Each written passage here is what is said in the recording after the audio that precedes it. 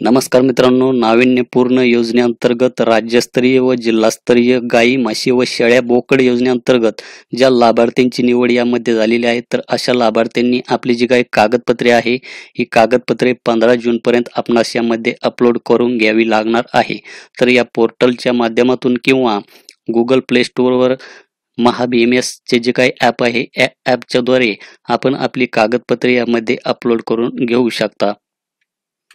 तर मित्रांनो, अर्ज भरतावेळेस काही शेतकऱ्यांकडून अर्ज भरताना यामध्ये काही चुका झालेल्या असतील किंवा कागदपत्रे अपलोड करतावेळेस सुद्धा यामध्ये काही चुका झालेल्या असतील, जसे की आपण आधार कार्डच्या जागेवर 7/12 अपलोड केला असेल किंवा 7/12च्या जागेवर एखादे दुसरेच प्रमाणपत्र हे अपलोड केलेले असेल.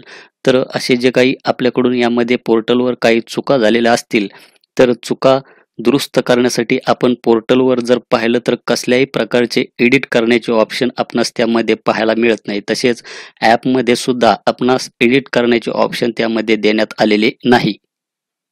तर मित्रांनो, आपला अर्ज यामध्ये दुरुस्त कसा होणार हा एक प्रश्न यामध्ये पडलेला आहे. परंतु मित्रांनो, आपण जर पोर्टलवर जर आलं आणि येथे जर खाली जर या सूचना जर आपण पाहिल्या, तर मित्रांनो, आपण इथे एक सूचना पाहू शकतात की अर्जदारांनी अर्ज करताना त्यांची सर्व वैयक्तिक माहिती अचूक भरणे आवश्यक आहे. परंतु अर्जदाराची वैयक्तिक माहिती भरताना काही चूक झाल्यास त्यास अर्जामध्ये फक्त एकदाच बदल हा करता येईल.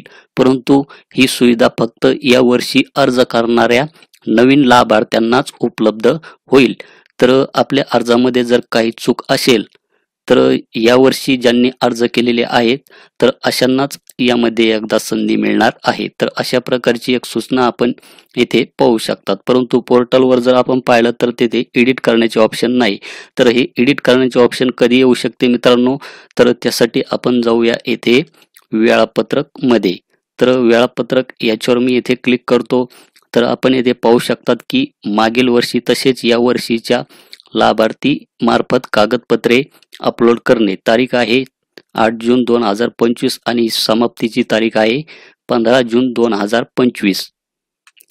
तर 15 जून 2025 पर्यंत आपण आपली कागदपत्रे यामध्ये अपलोड करून घ्यायची आहे. त्यानंतर 16 जून ते 24 जून या दरम्यान काय होणार आहे, पशुधन विकास अधिकारी, जिल्हा पशुसंवर्धन अधिकारी किंवा जिल्हा पशुसंवर्धन उपआयुक्त यांच्या मार्फत कागदपत्राची आपली जी काही पडताळणी होणार आहे आणि पडताळणी करून निवड यामध्ये पूर्ण केली जाणार आहे 16 जून ते 24 जून. त्यानंतर आपणास काय आहे, लाभार्थी मार्फत कागदपत्रातील त्रुटी पूर्तता. तर याची जी काही तारीख आहे 25 जून 2025 ते 27 जून 2025.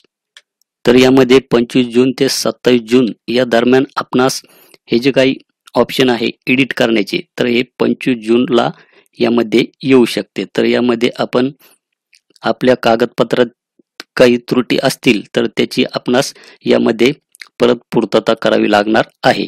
आणि त्यानंतर कागदपत्राची अंतिम पडताळणी कधी होणार आहे, 28 जून 2025 ते 30 जून 2025. आणि याची जी काही अंतिम लाभार्थी पात्रता यादी आहे, तर ही 2 जुलै 2025 रोजी प्रकाशित होईल.